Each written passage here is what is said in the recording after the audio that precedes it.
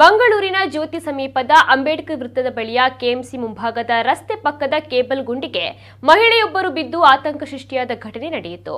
ಬಳಿಕ ಅಲ್ಲಿಗೆ ಧಾವಿಸಿದ ಸಾರ್ವಜನಿಕರು ಆಕೆಯನ್ನ ಮೇಲಕ್ಕೆತ್ತಿ ಮಾನವೀಯತೆ ಮೆರೆದರು.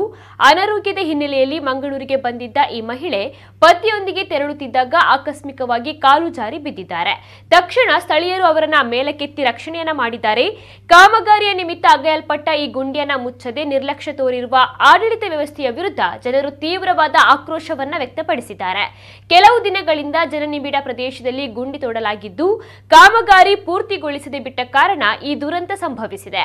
ಹಗಲು ಹೊತ್ತಿನಲ್ಲೇ ಈ ದುರಂತ ನಡೆದಿದ್ದು ರಾತ್ರಿ ವೇಳೆ ಆಕಸ್ಮಿಕವಾಗಿ ಈ ಗುಂಡಿಗೆ ಬಿದ್ದರೆ ಅಂತವರ ಪಾಡೇನು ಎಂದು ಸಾರ್ವಜನಿಕರು ಪ್ರಶ್ನೆಯನ್ನ ಮಾಡಿದ್ದಾರೆ.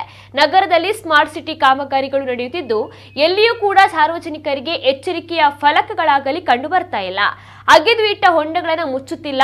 ತಡೆಗೋಡೆಯನ್ನಾಗಲಿ ಬ್ಯಾರಿಕೇಡ್ಗಳನ್ನಾಗಲಿ ಇಡದಿರುವ ಕಾರಣ ಇಂತಹ ದುರಂತಗಳು ಸಂಭವಿಸಲು ಕಾರಣವಾಗಿದೆ ಎಂದು ಜನತೆ ಆತಂಕವನ್ನ ವ್ಯಕ್ತಪಡಿಸಿದ್ದಾರೆ.